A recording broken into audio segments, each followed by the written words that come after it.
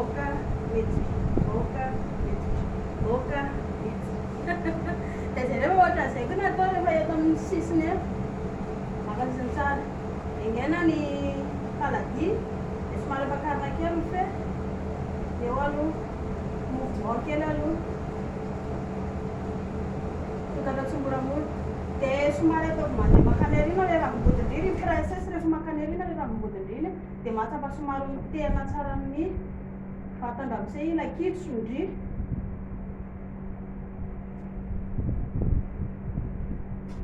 makany aoriana kely dia alefa manao ohatr'izao ny tanana makany aoriana ohatr'izao dia alefa makany aloha ny tanana makany aoriana ohatr'izao dia alefa makany aloha ny tanana mandritra izay ramosey dia mikitika ny noro na ny valana na ny ravim-body na ny feandry na zay toerana rehetrarehetra raha vao aoriana zao ramosey dia mety tsara amin'izay indri atao aloha afaka miakatra kely ohatr'izao ny valandry ny vatana miakatra kely ohatr'izao na koa somary miondrika kely ohatr'izao tsinga kely dia somary azomo kely ohatr'izao ilay fe dia alefa miadana miroso kely ny ravim-body dia misokatra ny fe miroso kely ny ravim-body dia misokatra ny fe dia zay tiandry na atao malakilaky atao moramora atao malakilaky atao mora dia zay tiandry amin'izay ao ve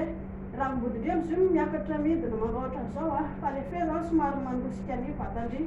manao ohatran'izao ao mivoaka mivoaka miditra mivoaka miditra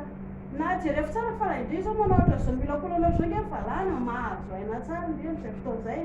zay no ilana ilay hoe manodina tsara eto amin'ny taolam-body dia amin'izay indri afaka milakolaka tsara ohatra ny bibilava ohatran'izao ao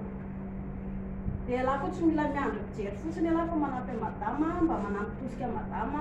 amin'izay ao ve